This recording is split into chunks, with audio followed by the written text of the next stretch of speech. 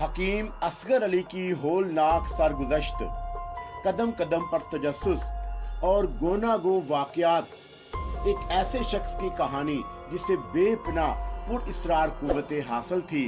एक तहलका खेज कहानी, पुरइस्रार अलूम का माहिर। एक ऐसी कहानी जो आपके रोंगटे खड़े कर देगी। रीमा मल्होत्रा एक मिल ऑनर की बेटी थी और बड़ी शान शौकत की मालक। उसे किशोरी प्रसाद पसंद आ गया था और वह उसके इर्द गिर्द चकराती देखी जाती थी। किशोरी प्रसाद से उसकी राह रस्म भी हो गई थी। हालांकि कॉलेज के लड़के और लड़कियों में किशोरी प्रसाद बहुत मकबूल था और इसी हैसियत से वो रीमा मल्होत्रा को भी देखता था। लेकिन रिमाया समझती थी कि किशोरी उसके साथ उसकी जिंदगी बेहतर अंदाज में गुजरेगी। अब वो ऐसे मौके की तलाश करती थी कि किशोरी उसे तनहा मिल जाए। एक दो बार उसने किशोरी के साथ वक्त भी गुजारा था और किशोरी बहरतौर उसे बुरी लड़की नहीं समझता था। लेकिन इस बार जब किशोरी वापस गया तो उसकी कैफियत बदली हुई थी।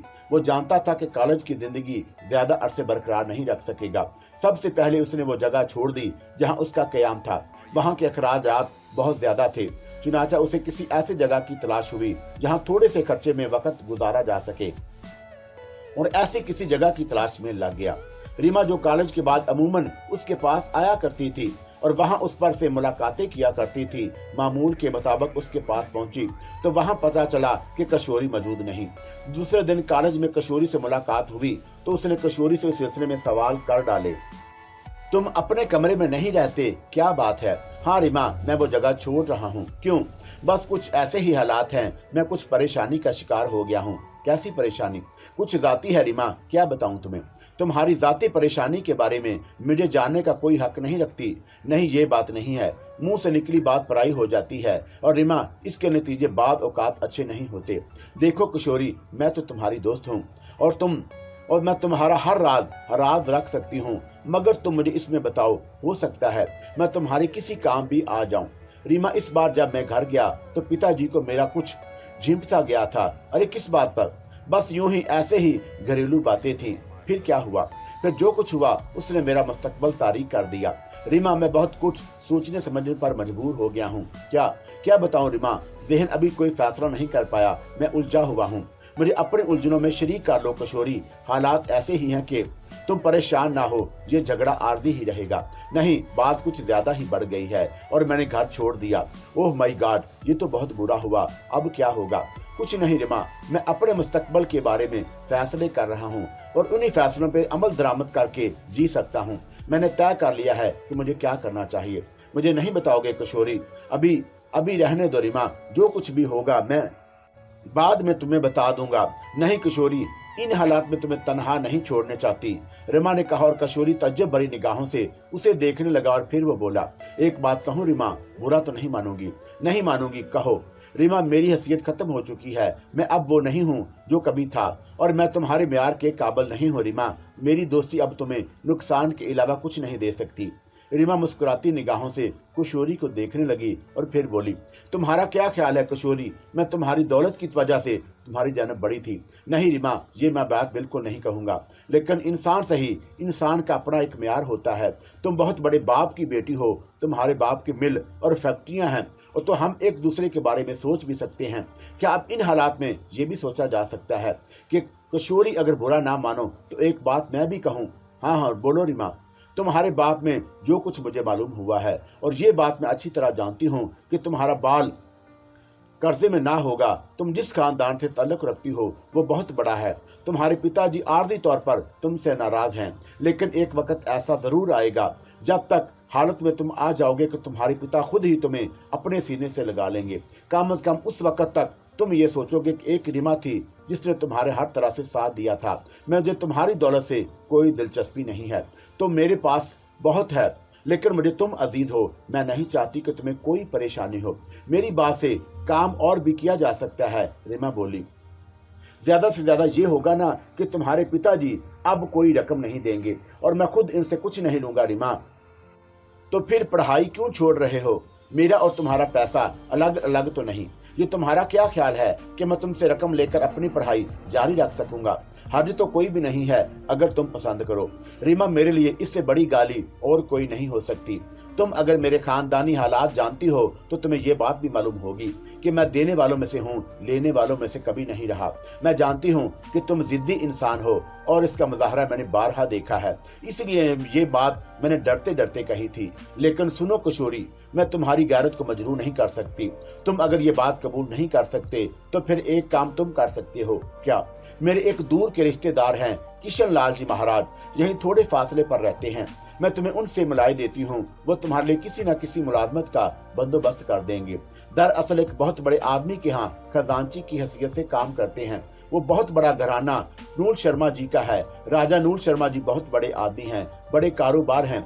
मैं उनके और किशन लाल जी के पर वो बहुत एतमाद करते हैं। ये काम हम नहायत खामोशी से किए लेते हैं। तुम अपनी तालीम भी जारी रखो, किशन लाल जी कुछ न कुछ कर देंगे तुम्हारे लिए। मेरी बड़ी मानते हैं वो। किशोरी चंद लम्हा सोचता रहा और फिर उसने कहा, बहरतौर मैं तुम्हारा ये सहारा जरूर कबूल करूंगा। रीमा, तुम किशन लाल जी से कहो कि मुझे अच्छी सी नौकरी दिला दें, चाहे वो कैसी भी हो। ठीक है, कल दोपहर को हम उनसे मुलाकात करेंगे। मैं तुम्हें खुद अपने साथ ले चलूंगी, रीमा ने कहा। किशोरी इसका बड़ा ममनून हुआ था। पता नहीं रीमा के दिल में क्या था। यकीनी तौर पर वो यही सोच रही होगी कि किशोरी पर जो बप्ता पड़ी है वो आरदी है और थोड़े बहुत अरसे के बाद ये सब कुछ दुरुस्त हो जाएगा और फिर उसके बाद किशोरी फिर वही होगा जो था। बहरतौर दूसरे दिन वो उसे किशन लाल जी के पास ले गई। शायद उसने पहले ही किशन लाल जी से राब्ता कायम करके किशोरी की बात कर ली थी। किशन लाल जी भारी भरकम बदन के एक लंबे चौड़े आदमी थे। उन्होंने सुर्ख सुर्ख आंखों से किशोरी को देखते रहे और फिर बोले, हाँ यकीनन मैं तुम्हें नूल शर्मा जी के यहाँ कोई ना कोई मुलाजमत दिला दूंगा। आजकल उनके यहाँ एक हाउस सेक्रेटरी की जरूरत है। अगर तुम चाहो तो मैं बात कर लूं। चाहने की क्या बात है चाचा जी, मैं तो आपसे पहले ही कह चुकी हूँ कि किशोरी को फौरी तौर पर मुलाजमत चाहिए। तो फिर कल सुबह मेरे पास तुम यहीं आ जाना, मैं तुम्हें लेकर चलूंगा, किशन लाल जी ने कहा। और किशोरी प्रसाद उसका शुक्रिया अदा करके वहां से चला आया। वो रीमा का भी ममनून कर्म था कि रीमा ने उसकी भरपूर मदद की थी। अब हालात तो नहीं बताए जा सकते थे, बल्कि हालात तो किसी को भी बताना मुनासिब नहीं था, क्योंकि जिस तरह भगवती प्रसाद जी ने अपने घर को संभाला हुआ था, उसे संभालना अब किशोरी प्रसाद ही की जिम्मेदारी थी। किशोरी ने अपने आप को पूरी तरह संभाल लिया था और वह हर तरह से अपने आप को मसरूफ करने का फैसला कर चुका था। राजा नूर शर्मा की अजीम शान हवेली देखकर किशोरी की आंखें हैरत से फटी रह गई। आज भी ऐसी ऐसी हवेलियां मौजूद हैं वो सोच भी नहीं सकता था। हालांकि उसका अपना खानदान लातादायात रवायात का हामिल रहा था, लेकिन राजा नूर शर्मा की हवेली दर हकीकत किसी राजा का महल ही लगती थी। जमुना के किनारे आबाद थी और इतनी खूबसूरत बनी हुई थी कि आंखें हैरान रह जाती। किशोरी यहाँ आकर बहुत मरूब हो गया। किशन लाल उसे अपने दफ्तर में ले गया और वहीं मेज पर बिठा दिया। वो खुद अपने कामों में मसरूफ हो गया था। उसने किशोरी से कहा कि जो ही राजा नूर शर्मा की आमद की इत्तला मिली वो उसे उनके सामने ले जाएगा। दोपहर हो गई, राजा साहब नहीं आए थे। बहरहाल किशन लाल को इत्तला मिली कि राजा साहब तो किसी काम से बाहर चले गए हैं और उनके वापसी के बारे में कुछ नहीं कहा जा सकता।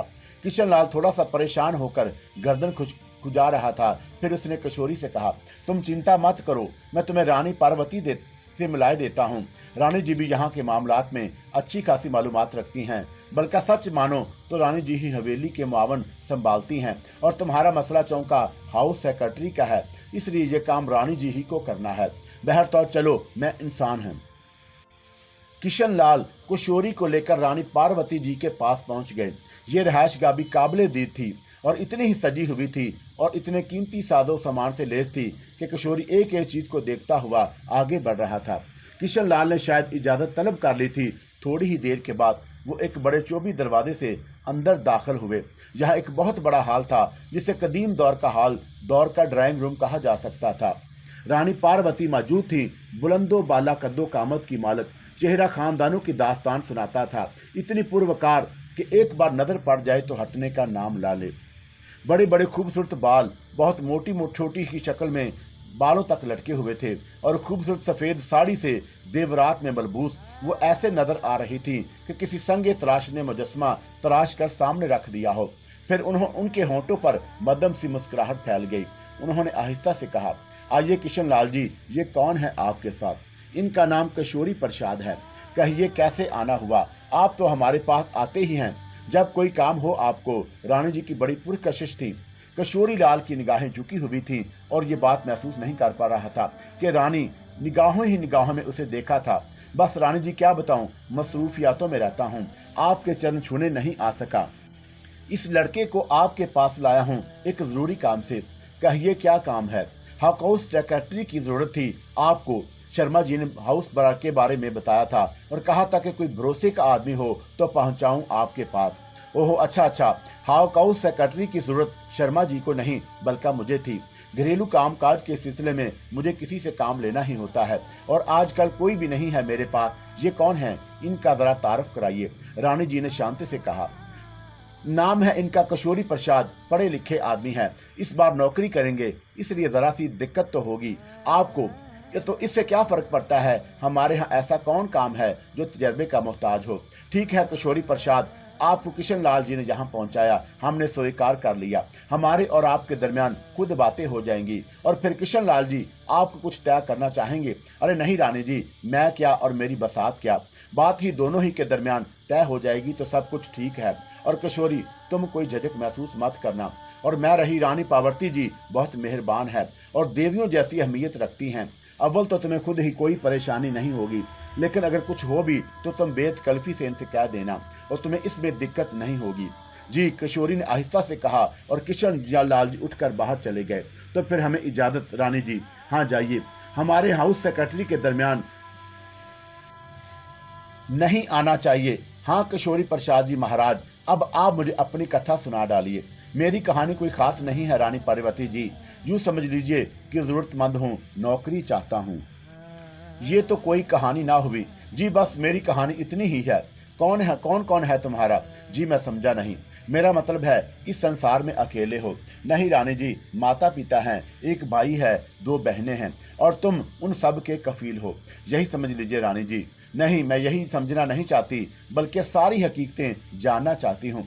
जी रानी जी, मैं इन सब का कफील हूँ और मुझे इन सब की ज़रूरतें पूरी करनी हैं। कहाँ रहते हो? कहाँ रहते हैं तुम्हारे माता पिता जी? जी बजनूर में। ओहो, बजनूर से आए हो? जी। यहाँ कोई रिश्तेदार है? नहीं। किशन लाल जी को कैसे जानते हो? बस रानी जी कॉलेज में पढ़ता था, उनकी भतीजी रमा से मेरी जान पहचान थी, वो भी मेरे साथ कॉलेज में पढ़ती हैं। मेरे हालात देखकर उसने कहा कि वो किशन लाल जी से मेरे बारे में बात करेंगी और उसने किशन लाल जी से मेरी सिफारिश की। रीमा तुम्हारी क्लास फेलो है? जी मैं समझा नहीं। मेरा मतलब है, देखो बात यह है किशोरी प्रसाद कि ये बातें तो सिर्फ एक बार होती हैं। मुझे तुमसे तुम्हारे बारे में मालूमात हासिल करनी है और उसके बाद सब कुछ खत्म हो जाएगा, लेकिन एक शर्त है किशोरी। जी रानी जी। जो कुछ मैं पूछूं साफ साफ बता देना, ये पूछने की कुछ वजूहात भी होती हैं। जी रानी जी, मैं आपसे कोई बात नहीं छुपाऊंगा, किशोरी ने कहा। यहाँ तुम्हारा और कोई रिश्तेदार नहीं है? जी नहीं। रहते कहाँ हो? हॉस्टल में। हॉस्टल के अखराजात कौन उठाता है? जी हमारे हालात कुछ बेहतर थे मगर अब बेहतर नहीं रहे। रमा के बारे में पूछा था मैंने। जी वो मेरी सिर्फ क्लास फेलो है। प्रेम तो नहीं है तुम्हें उससे? जी नहीं। खूब, सिर्फ दोस्ती की बात है? जी हाँ, कम अज कम मेरी तरफ से। क्या मतलब? मेरा मतलब है कि रीमा के मन में बात मैं नहीं जानता। रीमा से मुलाकातें होती रहेंगी? मैं समझा नहीं। सुनो, जाहिर है कॉलेज छोड़ने के बाद तुम हॉस्टल में नहीं रहोगे और उसके बाद तुम्हारी रीमा से भी राब्ता टूट जाएगा। क्यों? रानी पार्वती जी ने बड़ी गहरी नजरों से देखा और कहा, बज़ाहिर तो यही लगता है। क्या तुम उससे मिलते रहना चाहते हो? जी नहीं, ऐसी कोई बात नहीं। इसका मतलब है कि तुम्हारे दिल में रमा का कोई ख्याल नहीं। रमा का ख्याल सिर्फ इतना है रानी पार्वती जी कि उसने मेरी मदद की है। ये ख्याल मोहब्बत में तो तब्दील नहीं हो जाएगा। दरअसल देवी जी, मोहब्बत तो एक अलग ही जज्बा है, सड़कों पर तो नहीं होती वो। हाँ बिल्कुल ठीक कहा तुमने। खैर रमा का कोई मसला नहीं। किशोरी, दरअसल जब तुम मेरे हाउस सेक्रेटरी बन जाओगे तो तुम इस हवेली के सारे राज मालूम हो जाएंगे और मैं नहीं चाहती कि मेरे अलावा तुम्हारा कोई और ऐसा राजदार भी हो जो सारी बातें जान ले। बहुत सी बातें ऐसी भी होती हैं किशोरी जो घर से बाहर नहीं जाना चाहिए। अव्वल तो कोई ऐसी अहम बात है नहीं, अगर हो भी जाए तो मैं चाहती हूँ कि तुम उसे अपने पास रखना। मैं आपका हमेशा वफादार रहूंगा। यही मैं भी चाहती हूँ। वफादारी वह है शकूरी, तनख्वाह क्या लोगे?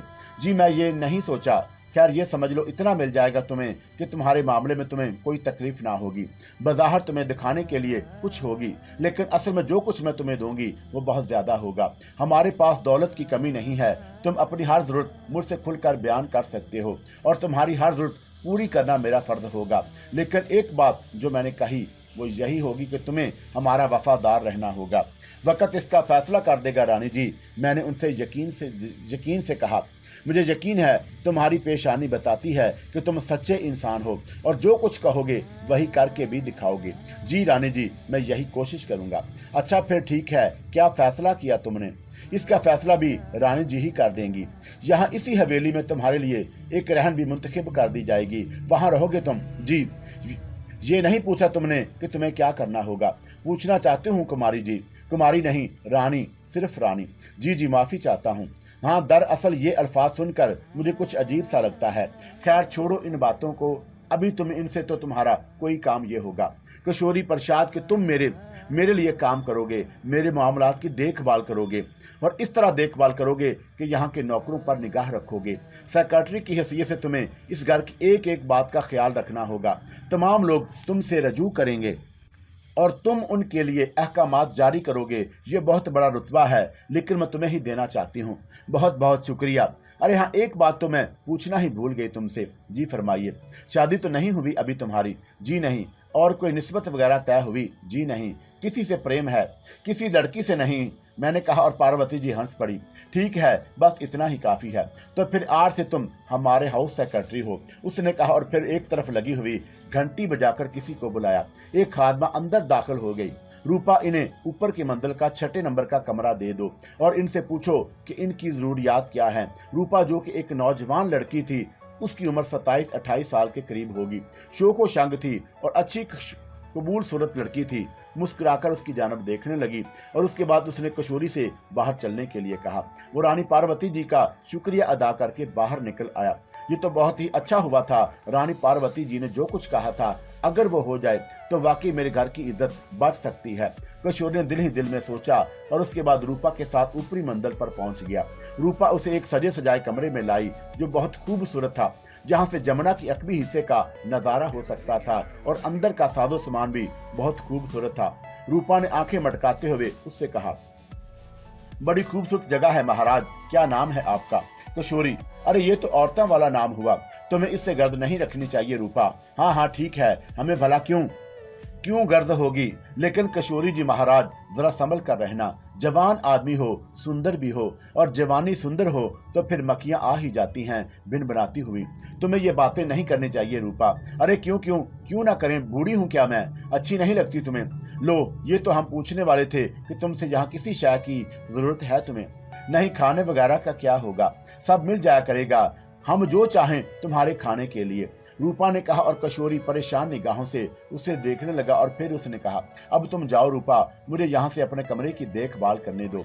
देखभाल करने के लिए भी हम ही हैं, तुम जबरदस्ती मुझ पर मसलत रहोगी क्या? नहीं जी, नौकरी है तो हमारी, यह काम हमारा ही है, आपकी देखभाल करें, वरना रानी जी हमें ये जिम्मेदारी ना सौंपती।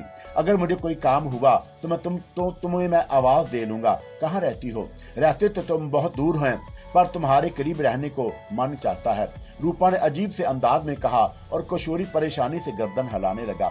थोड़ी देर तक ऐसी ही बातें करने के बाद रूपा चली गई और किशोरी अपने कमरे का जायजा लेने लगा। हर चीज से अमारत टपकती थी। रानी पार्वती ने उससे जो कुछ कहा था वो बहुत ही हौसला अफजा था।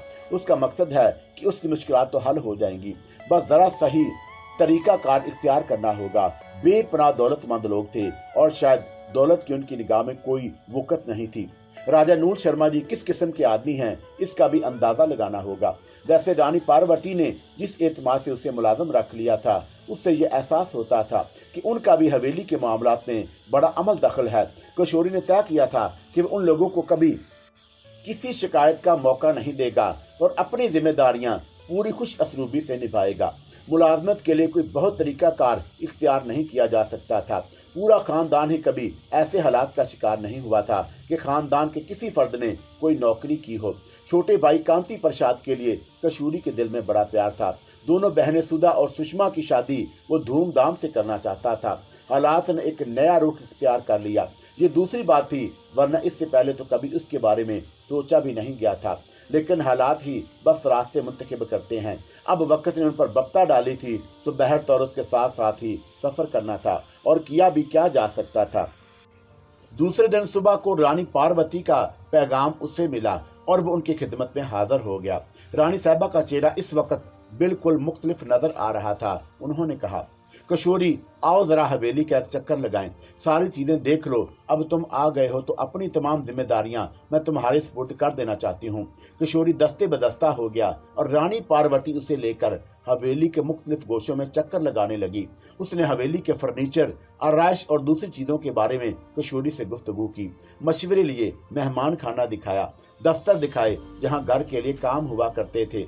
खुद किशन लाल जी का दफ्तर भी हवेली ही के गोशे में था और हिसाब किताब उन्हीं के पास रहा करता था। रानी पार्वती किशोरी के साथ वहां पहुंची तो किशन लाल जी न्याजमंदी से खड़े हो गए। रानी पार्वती ने कहा, किशन लाल जी, आपको मालूम है कि नूर शर्मा जी कब वापस आ रहे हैं? नहीं रानी जी, उनके बारे में कोई इतला तो नहीं। खैर, मैंने कशोरी जी को सारे मामलात समझा दिए हैं। हर चीज का हिसाब किताब इनके जरिए होगा।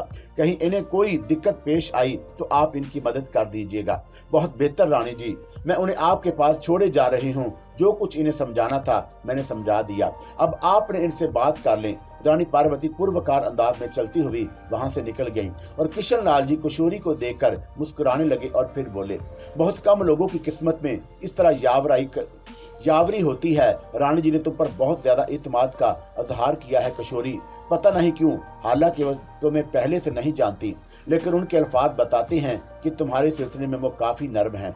मुझे तो वह देवी समान लगती हैं। मैं अभी देवी समान, शायद तुम्हें इस बात पर यकीन होगा कि इस हवेली का रहने वाला कोई भी शख्स बदहाल नहीं। रानी जी हर एक का ख्याल रखती हैं, दर पर्दा वो इसके बारे में मालूमात हासिल करती हैं और उसकी ज़रूरतें पूरी करती हैं। मैंने तुम्हें एक अच्छा घराना दे दिया है कशोरी कि अगर अब तुमने इससे फ़ायदा ना उठाया तो तुमसे बड़ा अहमक और कोई बेवकूफ़ ना होगा। आपका बहुत बहुत शुक्रिया किशन जी। मैं आपके इस एहसान का बदला कैसे अदा कर सकता हूँ? भाई, शुक्रिया तो मेरी रिमा अदा करेगी जिसके लिए मैंने तुम्हें ये सब कुछ दिलवाया है। मेरी इज्जत बरकरार तुम्हारे हाथ में है। आप इत्मीनान रखें, मैं ऐसा ही करूँगा। अच्छा, खैर ये बताओ, जो कुछ तुम्हें रानी जी इसके सिलसिले में कोई खास बात? जी हाँ, चंद चीज़ों की आराइश तब्दील करनी और दूसरे तमाम तर इंतजामात के लिए रकम दरकार होगी। लेकिन किशन लाल जी, मैं चाहता हूँ कि आप थोड़े थोड़े पैसे लेकर आप ही के जरिए खर्च कराऊं। मुझे ऐसे लोगों का पता दीजिए जो मेरे मावन हो सकें। नहीं किशोरी, यहाँ रुपए पैसे का कोई मामला नहीं। वैसे कोशिश करना कि किसी सिलसिले में कोई गड़बड़ ना होने पाए। तमाम कागजात मेरे हवाले करते रहना। किशोरी ने गर्दन हिला दी और उसके बाद वो अपने कामों में मसरूफ हो गया। रानी पार्वती जी वाकई बहुत ही नेक नफस खातून थी और उनकी जात से किसी को कोई शिकायत नहीं थी। एक शाम रूपा उस सिलसिले में बात हुई तो रूपा अपना मखसूस अंदाज में बोली, आकाश की अप्सराओं के बारे में सुना है कुछ? तुमने सुना तो नहीं, शायद तुम अपने आप को वही समझती हो। किशोरी ने मुस्कुराते हुए कहा, मैं कहाँ? खैर, मैं ऐसी किसी गलतफहमी का शिकार नहीं हूँ। अगर आकाश की अप्सरा क्या धरती की अप्सरा ही होती तो कम से कम तुम एक बार तो मुझे मोहब्बत की निगाह से देखते। मैं नफरत की निगाहों से कब देखता हूँ तुम्हें? ये क्या बात हुई? मोहब्बत की निगाहों से देखना कुछ और होता है। रूपा, ये तुम्हारी रानी पार्वती जी कैसी हैं? कह तो इन्हीं के बारे में रही थी, मगर तुमने मेरा जिक्र निकाल दिया। रूपा ने कहा, कहो क्या कह रही थी?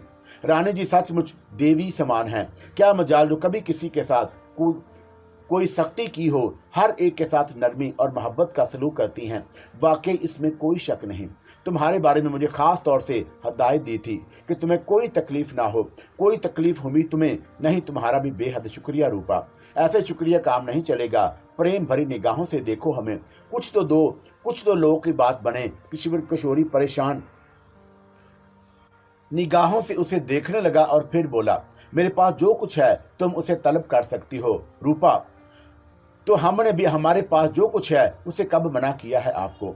एक बात का ख्याल रखना रूपा, मर्द हो या औरत, तकद्दुस के जज्बे हर दिल में होने चाहिए। वक्त भटकाने में बहुत बड़ा किरदार अदा करता है।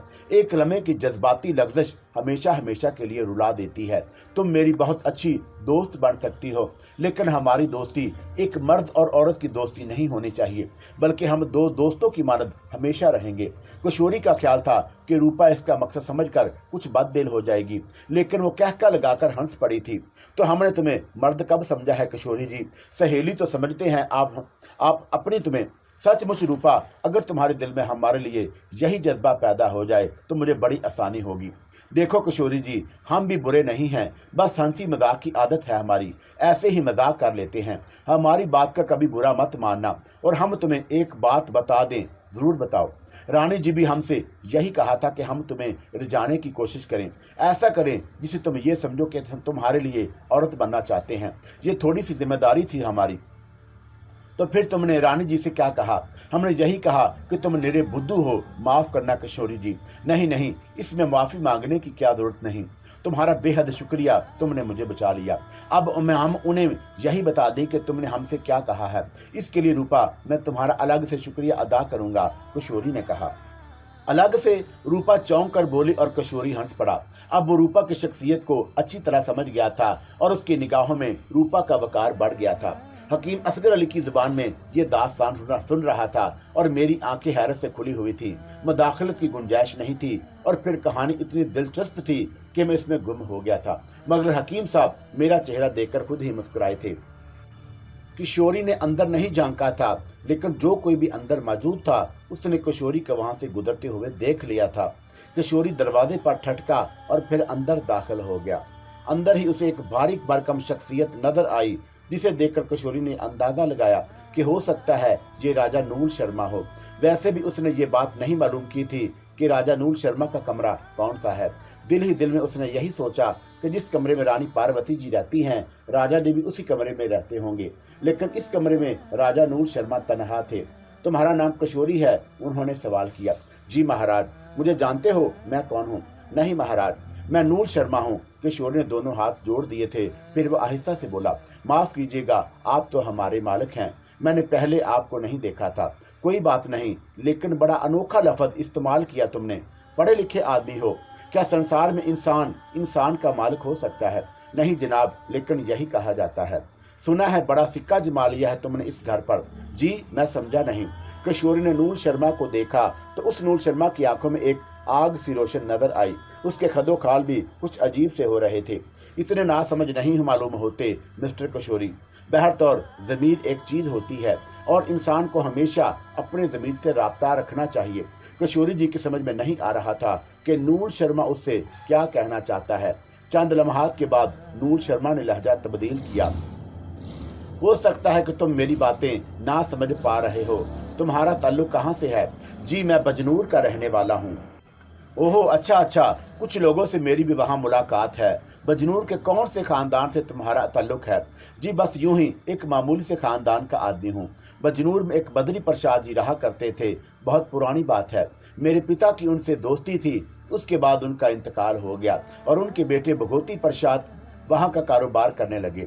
मेरा तो खैर उनसे कोई ताल्लुक नहीं रहा, लेकिन पिताजी के हवाले से मैं उस खानदान को जानता हूँ।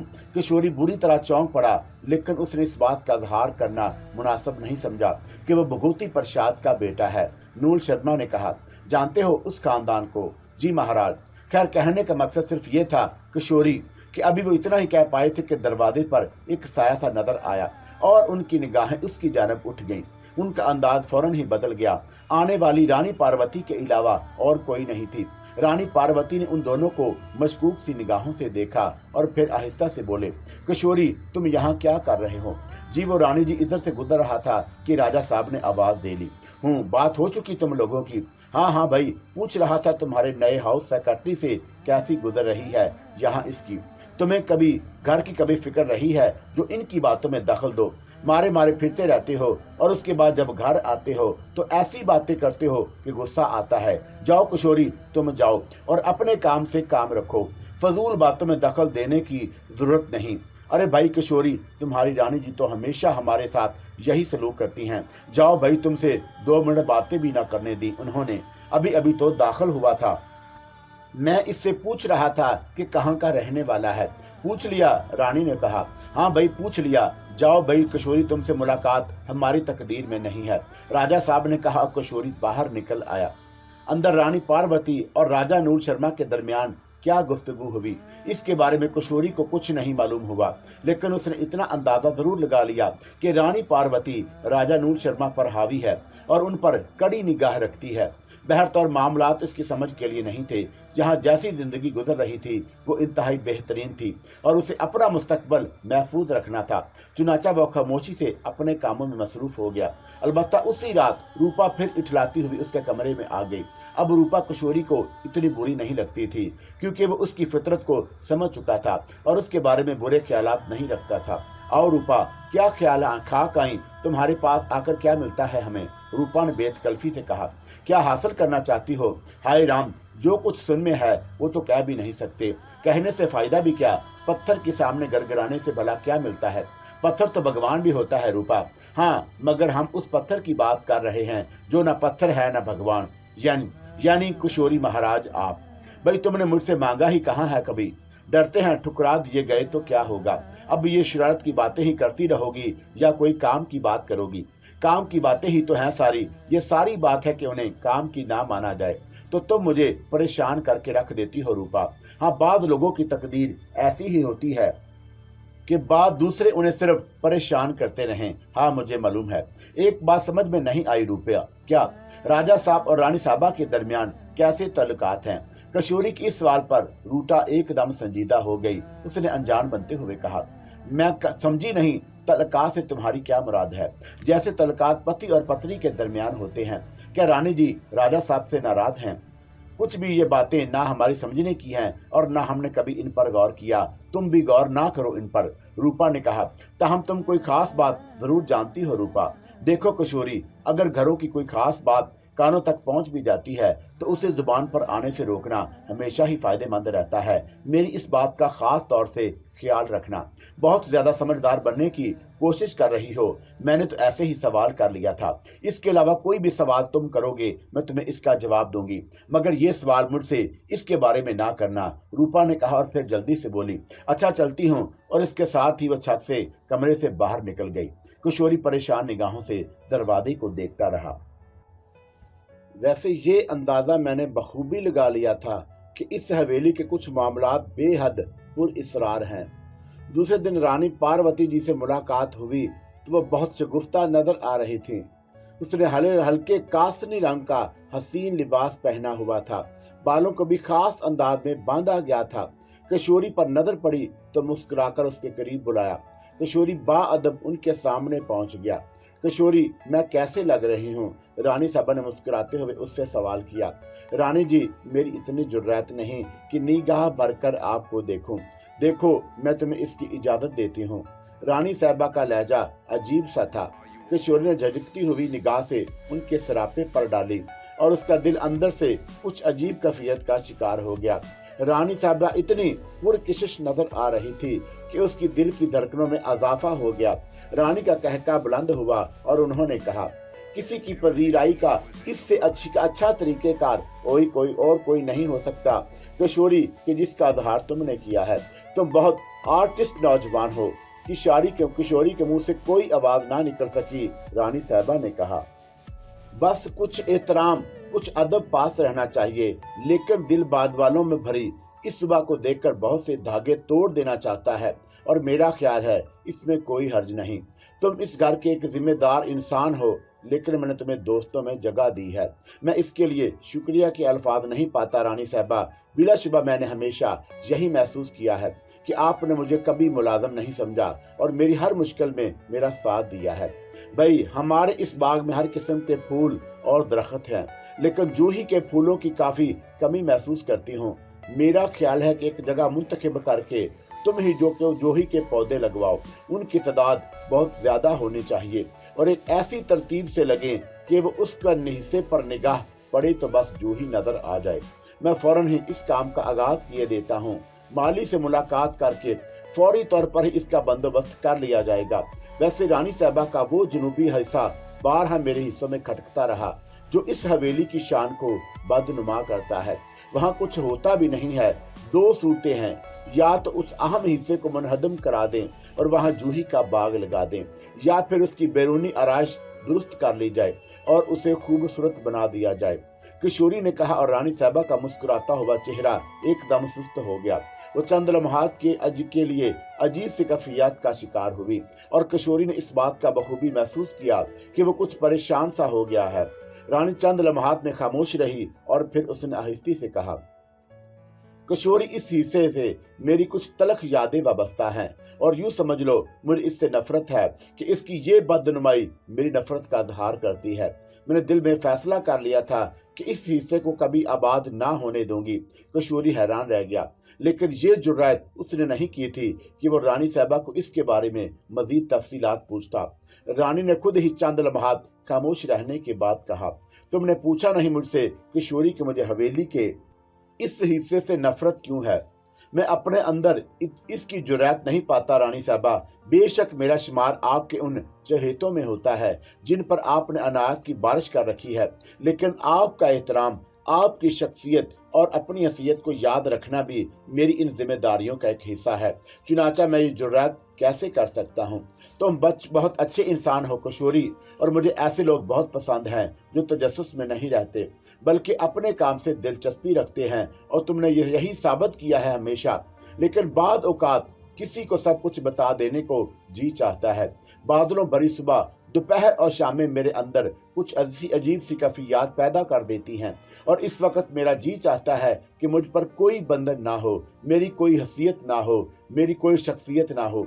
मैं दोस्तों के दरमियान रहूं, ऐसे दोस्तों के दरमियान जो दिल की गहराइयों से ताल्लुक रखते हों। वो हिस्सा मेरे लिए इंतहाई काबिल नफरत है, क्योंकि मेरी जात की नफी वहां की जाती रही है, मेरी शख्सियत कुचली जाती रही है। मैं जो कुछ तुमसे कह रही हूँ वो तुम्हारे दिल की गहराइयों में दफन हो जाना चाहिए किशोरी। ये इसलिए नहीं बता रही कि तुम किसी और से इसका तज़किरा करो। राजा नूर शर्मा रवायती राजा हैं और वो किसी एक औरत पर कनात नहीं कर सकते, और हवेली का वो हिस्सा उनकी रंग रलियों का राजदार था, और हवेली के इस हिस्से में अकबी रास्ते भी थे जो अब मैंने बंद कर दिए हैं। ये अकबी रास्ते राजा नूर शर्मा की रंगरलियों के लिए इस्तेमाल होते थे। मैंने 7 ऐसे आदमियों को जिंदा जमीन में दफन करा दिया है जो राजा नूर शर्मा के मुआवन थे और उनके लिए हर गंदगी अपने ऊपर लाद लेते थे। राजा साहब को तो खैर मैंने कुछ ना कहा, लेकिन हवेली के इस हिस्से को तबाह बर्बाद कर दिया और राजा साहब को यहाँ से भागते ही बन पड़ी। तुम क्या समझते हो कि राजा साहब मुस्तकिल इंतजामात में मसरूफ रहते हैं? हरगिज़ नहीं। ये बात मैं अच्छी तरह जानती हूँ कि वो कब और कहाँ होते हैं। समझे किशोरी, ये राजाओं की बातें हैं, क्या बताऊं मैं तुम्हें। छोड़ो इसका तज़किरा बेमकसद है। हवेली के सारे मामलात तर्क हो गए थे। किशोरी के लिए बहुत खास किस्म इंतजाम नहीं था। चुनाचा वो अपने कमरे में पहुंच गया जो ऊपरी मंजिल पर था और जिसकी अकबी खिड़की से हवेली का बैरूनी हिस्सा नजर आता था। लेकिन उस कमरे में एक बगली खिड़की भी थी जो हवेली की उसी जानब जनूबी हिस्से की जानब खुलती थी, जिसके बारे में रानी पार्वती ने एक अजीब दास्तान सुनाई थी। उस दास्तान के असरात किशोरी के ज़हन पर अभी तक मौजूद थे। राजा नूर शर्मा का वो किरदार जो अभी किशोरी के सामने आया था, बहरतौर वह उसके बारे में सोचता रहा। रानी साहबा खुद भी काफी पुरअसरार शख्सियत की हामिल थी। हो सकता है उसकी वजह राणा नूर शर्मा की बदकिरदारी हो, जिसने उन्हें रानी के सामने दुबने पर मजबूर कर दिया हो। गर्ज ये कि इस वक्त उस खिड़की के सामने की जानब देखते हुए किशोरी के ज़हन पर वही तासरात मौजूद थे। वैसे उसने अब तक किसी को इस बर्बाद शुदा हिस्से की जानब जाते हुए नहीं देखा था। उसके बड़े से चौबी दरवाजे पर एक बहुत बड़ा ताला पड़ा रहता था जो इस रंग जंग अलूम था, जिसे महीनों से ना खोला गया हो बल्कि शायद सालों से। हवेली की बकिया दीवार सपाट नजर आती थी। उसकी दूसरी सिमत के हिस्सों में अगर कोई जगह हो तो हो, लेकिन एक आध बार उधर से गुजरते हुए किशोरी ने ऐसी कोई जगह नहीं देखी थी। और आज रानी साहबा ने उसे बताया था कि उसका कोई अकबी हिस्सा दरवाजा भी था जिसे उन्होंने हमेशा के लिए बंद करा दिया था। किशोरी इन्हीं ख्यालात में डूबा हुआ न जाने क्या क्या सोचता रहा। बेख्याली के अंदाज में बैठा रह गया था। बारिश की रिमझिम जारी थी। दफतन उसने 3 आदमियों को देखा जो आहिस्ता आहिस्ता हवेली के उस तबाहशुदा हिस्से की जानब बढ़ रहे थे। ना जाने क्यों किशोरी चौंक पड़ा। इधर तो किसी को जाने की इजाजत ही नहीं और फिर इनके इस सिलसिले में खुद ही उसे भी हदायत की गई थी। और इसके सिलसिले में फिर ये कौन है? क्या हवेली से के मुलाजम जो वहां किसी खास मकसद के तहत जा रहे हैं? क्या राजा नूर शर्मा ने खुफिया तौर पर इस इलाके में रिहाइश इख्तियार कर ली है? किशोरी अजीब सी सनसीखेज अंदाज में बैठा सोचता रहा। अगर ऐसी कोई सूरत हाल है तो इस पर इसकी क्या जिम्मेदारी आयद होती है? वैसे भी वो हाउस सेक्रेटरी होने की हैसियत से इस पूरी हवेली का निगरान था और उसे यहाँ के मामूलात के बारे में मालूम रहना चाहिए था। अगर राजा नूर शर्मा ने कोई ऐसा जरिया इख्तियार कर रखा है और गैर महसूस अंदाज में उस इलाके में कोई खुफिया रास्ता बना लिया गया है तो क्या उसकी जिम्मेदारी किशोरी पर आयद होती है कि उस पर यह लाजम है कि वो इसके बारे में मालूमात हासिल करके रानी साहबा को इसके बारे में इत्तला दे। वो बड़ी अजीब सी कश्मकश का शिकार हो गया था। अगर चश्मे पोशी इख्तियार करे तो गैर जिम्मेदारी का इल्ज़ाम लगता। अगर कोई ऐसा मामला हुआ जिसका तल्लुक वाकई राजा साहब से हुआ तो फिर दूसरी सूरत में उसे नुकसान भी पहुंच सकता है। बहुत देर तक वो उलझन में डूबा रहा और उसके बाद दफतन ही वो चौंक पड़ा। वो तीनों अफराद हवेली के उस दरवाजे तक पहुंच चुके थे जिसमें बड़ा सा ताला लगा हुआ था और किशोरी इस बात का मुंतजिर था कि वो ये ताला खोलकर अंदर दाखिल हों। लेकिन फिर अचानक ही उसने उन लोगों को एक सिमत घूमते हुए देखा और चंद ही लम्हात के बाद वो वहां से गायब हो गए। किशोरी आंखें फाड़ फाड़ कर उन्हें तलाश करता रहा लेकिन तीनों का कोई पता न था। अब तो उसे इस बात पर यकीन हो गया कि हवेली में कोई ऐसा खुफिया दरवाजा बनाया गया था जो अंदर दाखिल होने का जरिया है और इसका इल्म यकीनन रानी पार्वती को नहीं है। किशन लाल जी के अल्फाज में भी किशोरी को याद थे और खुद भी वह तर्जिया कर चुका था कि रानी साहबा को खुश रखना बेहद ज़रूरी है। ये बात अगर उसे मालूम हो गई तो कम अज़ कम इतना तो होना चाहिए कि वो खुफिया तरीके से रानी साहबा को इस खुफिया दरवाजे के मुतल्लक बता दे। खुद इस सिलसिले में अमल करना उसके बस की बात नहीं थी। रानी साहबा से यह दरख्वास्त भी करेगा कि इसके बारे में राजा साहब को ये ना बताया जाए कि खुफिया रास्ता उसने दरियाफ्त किया था। अपने इस फर्ज को महसूस करने के बाद वो जल्दी से एक बरसाती लिबास पहनकर अपने कमरे से निकल आया और थोड़ी देर के बाद खुद भी दरख्तों और फूलों की तख्तों की आड़ लेकर उस जानब बढ़ने लगा जहां पुर इसरार हवेली का जनूबी हिस्सा नजर आ रहा था। वैसे भी आसपास की बारिश की वजह से खामोशी और सन्नाटा छाया हुआ था। हवेली के सारे मुलाजमीन अपने अपने कमरों में घुसे हुए थे और कोई भी बाहर नजर नहीं आया। चुनाचा किशोरी को किसी ने ना देखा और वह जगह तब्दील करता हुआ बिल आखिर उस जगह पहुंच गया जहां वो तीनों अफराद दीवार के करीब पहुंचकर गुम हो गए थे। तभी उसने दीवार में एक खुफिया दरवाजा देखा और यह दरवाजा कुछ अजीबोगरीब नौइयत का हामल था। ये गालबन लकड़ी ही का बनाया गया था लेकिन उस पर टूटी हुई दीवार के नक्श कुंदा किए गए थे और ये नहायत सफाई से इसे दीवार में बना दिया गया था। किशोर ने अपनी जगह रुककर उसे देखता रहा और फिर दफ्तर ही उसे आड़ में हो जाना पड़ा। अंदर जाने वाले 3 अफराद में से 2 बाहर निकल आए थे। किशोरी को खुशी हुई कि उसने खुद ही दरवाजे के करीब जाने की कोशिश नहीं की थी वरना उसे यकीनन देख लिया जाता। वो दोनों बाहर आकर रुक गए। वो एक दूसरे से कुछ बातें कर रहे थे और उनके अल्फाज किशोरी के कानों में पड़ रहे थे। यहाँ तो कोई नहीं है, मुझे शुबा हुआ था, सवाल ही नहीं पैदा होता, फिर भी एहतियात तो जरूरी है। हाँ अब तो इत्मीनान हो गया, सन्नाटा पड़ा है। दूसरे ने कहा, किसी गर्ज से है, किसे गर्द है कि यहाँ आए, तुम्हें जरूर कोई गलत फहमी हुई है, पहले ने कहा और उसके बाद वापस अंदर चले गए। लेकिन दरवाजा बंद नहीं किया गया था। किशोरी चंद लम्हात अपनी जगह छुपा रहा। सूरत हाल खतरनाक थी। ऐसे हालात में कोई खतरा भी पेश आ सकता था लेकिन किशोरी खुद को तजस्सुस से ना रोक सका। वो आगे बढ़ा और उस दरवाजे के करीब पहुंचकर रुक गया। वो आंखें फाड़ फाड़ कर चारों तरफ देख रहा था। आसपास और कोई मौजूद ना था। एक बार किशोरी ने फिर उस मसले पर सोचा, उसे इन मामलात में मुदाखलत करना चाहिए या नहीं। असूली पर तो ये मुनासिब नहीं था लेकिन तजस्सुस अब चैन कहाँ लेने देता। इंसानी फितरत से इख्तिलाफ तो मुमकिन नहीं है। और फिर सामने खुला हुआ दरवाजा था। चंद लम्हात रुक कर उसने सोचा और उसके बाद उस खुले हुए दरवाजे से अंदर दाखिल हो गया। दरवाजे की दूसरी जानब तारीकी फैली हुई थी, लेकिन कहीं दूर रोशनी मौजूद थी जिसकी झलक उसके हिस्से को भी इतना रोशन जरूर कर दिया था कि रोशनी का एहसास बाकी रहे। किशोरी आहिस्ता आहिस्ता उस राहदारी नुमा जगह में आगे बढ़ता रहा जो बंद थी, और तकरीबन 20 फुट का फासला तय करने के बाद वो एक और खुले हुए दरवाजे के पास पहुंच गया। उसने रुककर दूसरी जानब की आहट ली, लेकिन यहाँ खामोशी फैली हुई थी। वो दरवाजा खोलकर अंदर पहुंचा तो उसने अपने आप को एक हाल नुमा कमरे में पाया। उस कमरे में एक मध्यम बल्ब रोशन था जिसकी मलजगी रोशनी अजीब से नूर और बदसूरत नजर आ रही थी। हाल नुमा कमरे में मजीद 3 दरवाजे मौजूद थे, जिनमें से 2 में ताले लटक रहे थे। अलबत्ता तीसरा दरवाजा खुला हुआ था। वो उस दरवाजे से अंदर दाखिल हुआ तो आगे चलकर रास्ता बंद हो गया। अलबत्ता दाहिनी सिमत कुछ सीढ़ियां नीचे उतरती हुई नजर आ रही थी जो काफी कुशादा और चौड़ी थी। बाईं सिमत कुछ न था। किशोरी का दिल भाड़ भाड़ कर रहा था। एक लम्हे के लिए उसने सोचा कि यहाँ से भाग जाए, कहीं किसी मुसीबत का शिकार ना हो जाए, लेकिन फिर हिम्मत करके आगे बढ़ा और सीढ़ियां उतरता चला गया। नीचे का मंजर देखकर उसकी आंखें शिद्दत हैरत से फैल गईं। एक इंतहाई वसी और अरीज चौकोर तय खाना था जिसमें दुनिया जहान की चीजें भरी हुई थी।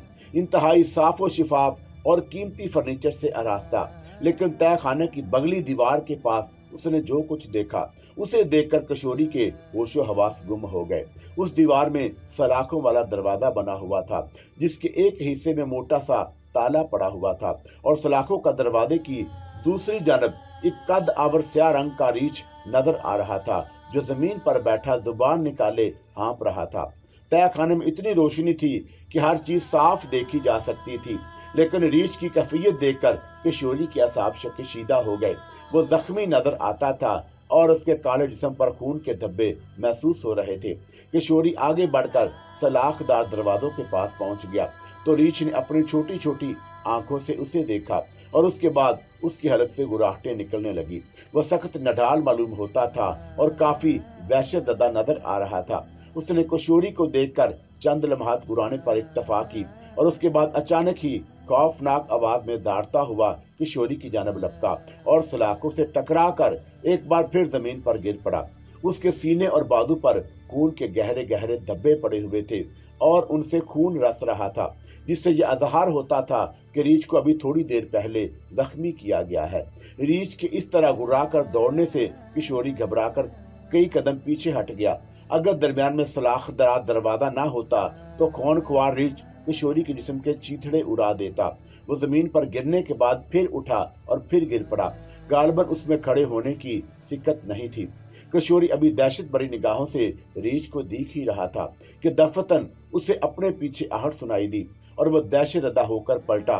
तभी उसने उन तीनों आदमियों को देखा जो थोड़ी देर कबल इस इमारत में दाखिल हुए थे।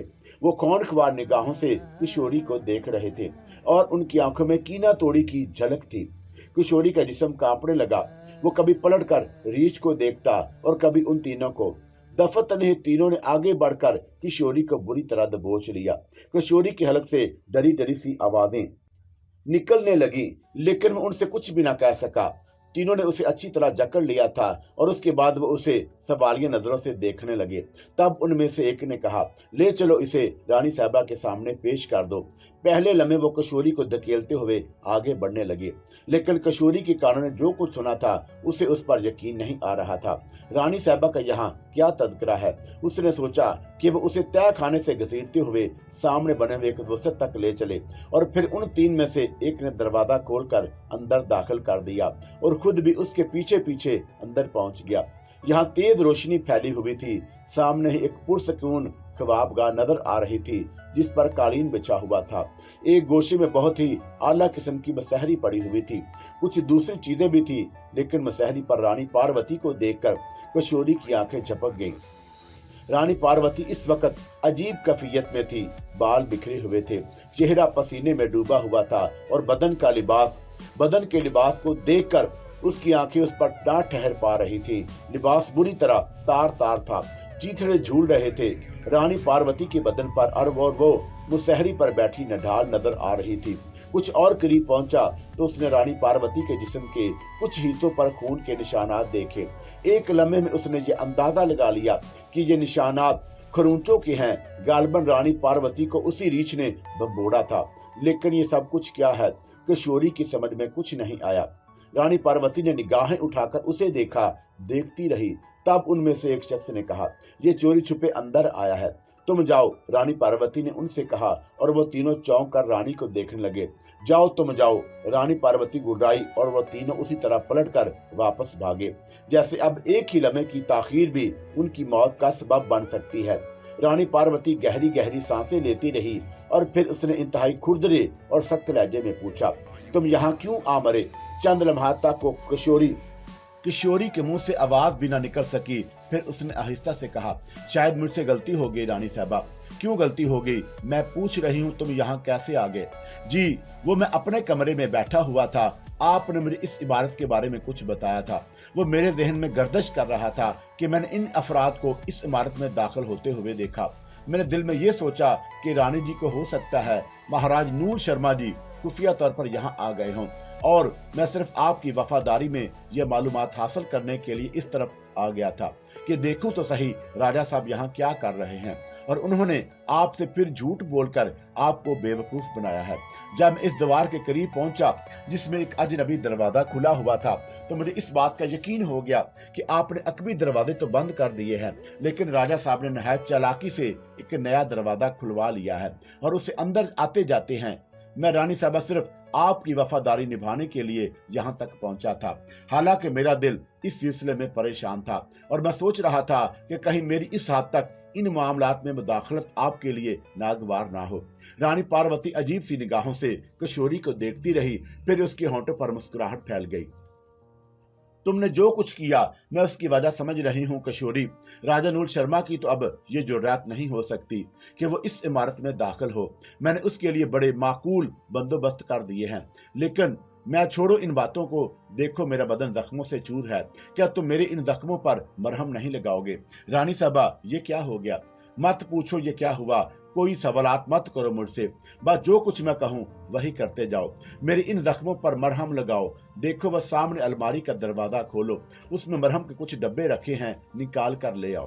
किशोरी अलमारी की जानिब बढ़ा, दरवाजा खोला और मरहम के 2 डब्बे निकाल कर ले आया। रानी ने मुसहरी पर नीम दराज होते हुए कहा, जहां जहां मेरे जख्म है ये मरहम लगा दो।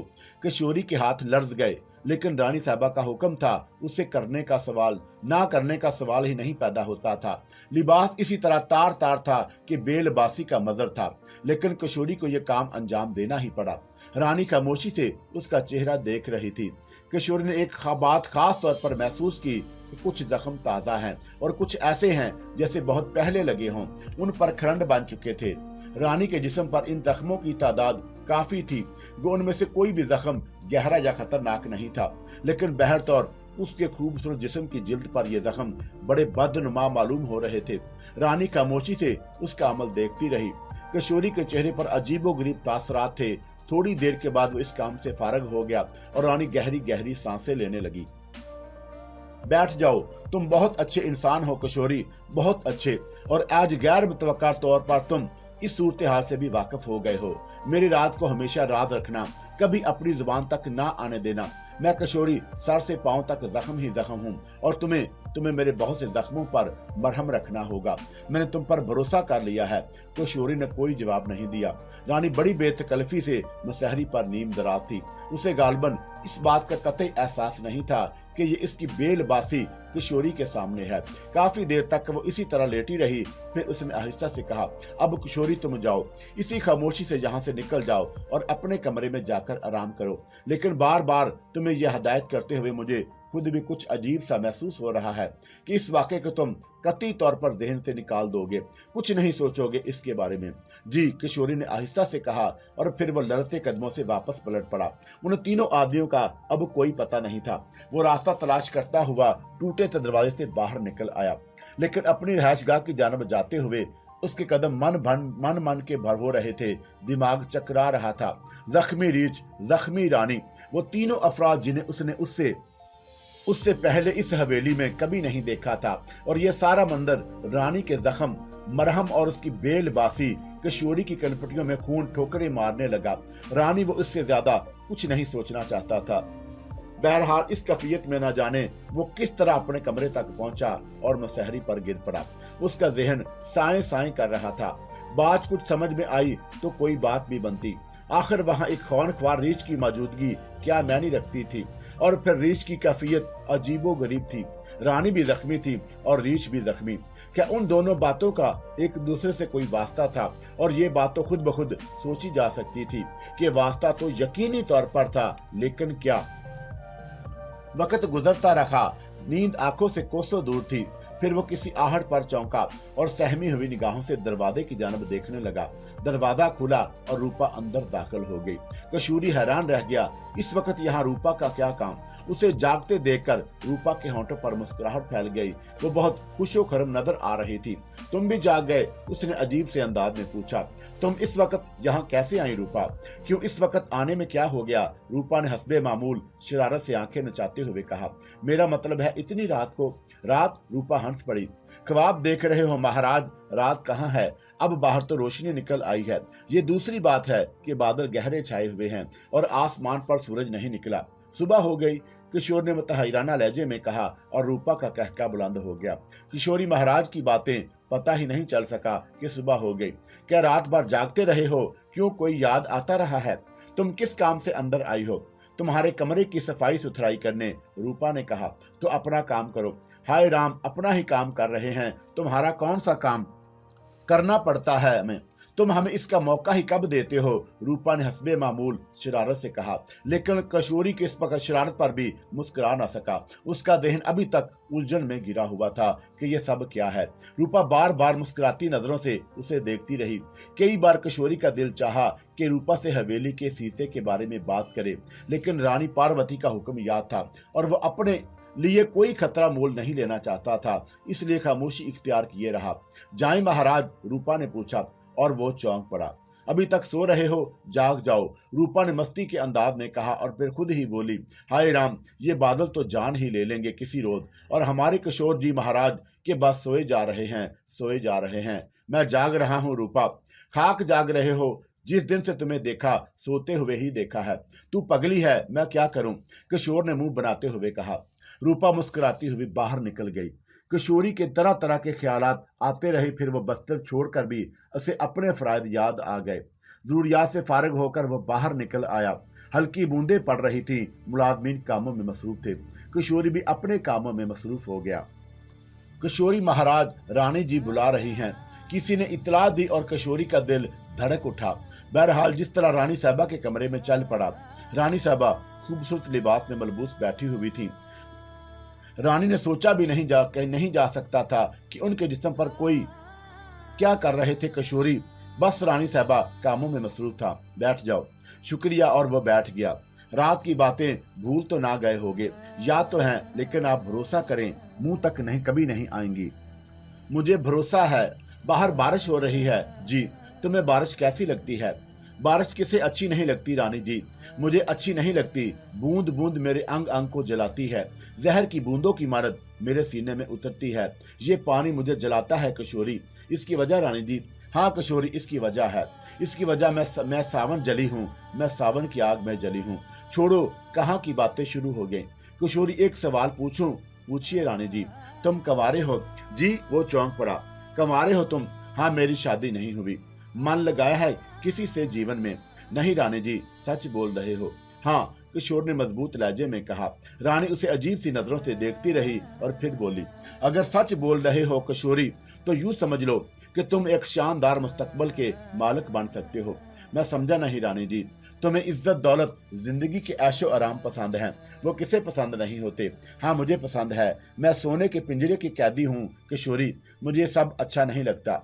मुझे किशोरी, मुझे ये सब। रानी साहबा की आवाज गुलूगेर हो गई। वो फूट फूट कर रोने लगी और किशोरी पागलों की तरह उसे देख रहा था। उसकी अकल साथ छोड़ती जा रही थी। वो तालीम याफ्ता जवान था और इन तमाम बातों को बखूबी समझ सकता था। यह सावन जली उससे क्या चाहती है? रानी की आंखों से आंसू बहते रहे। फिर उसने ये आंसू खुश्क कर लिए और किशोरी का चेहरा देखा। फिर एकदम हंस पड़ी। क्या सोचते होगे किशोरी तुम भी? मैं समझा नहीं रानी जी। लगता होगा तुम्हें कि पागलों में बसेरा हो गया है।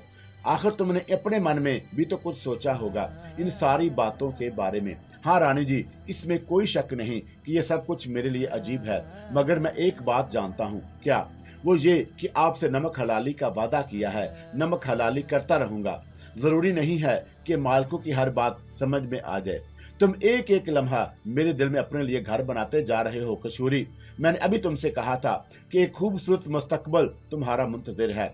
क्या तुम लाखों रुपयों की जायदाद, करोड़ों रुपए की जमीनें और बेपनाह दौलत हासिल करने के ख्वाहिशमंद हो?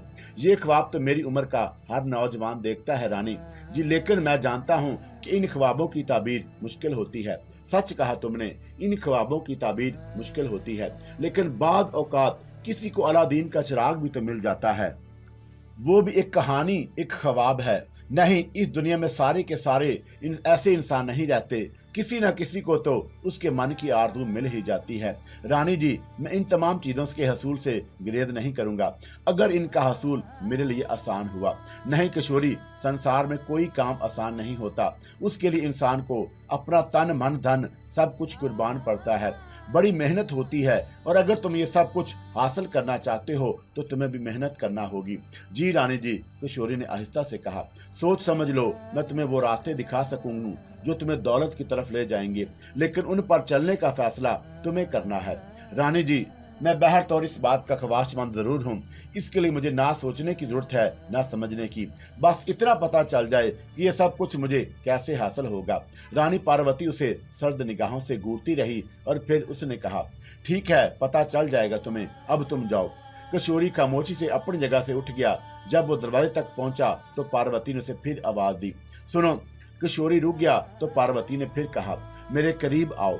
किशोरी इस आदतमंदी से रानी पार्वती के करीब पहुंच गया। बैठ जाओ, उसने फिर कहा।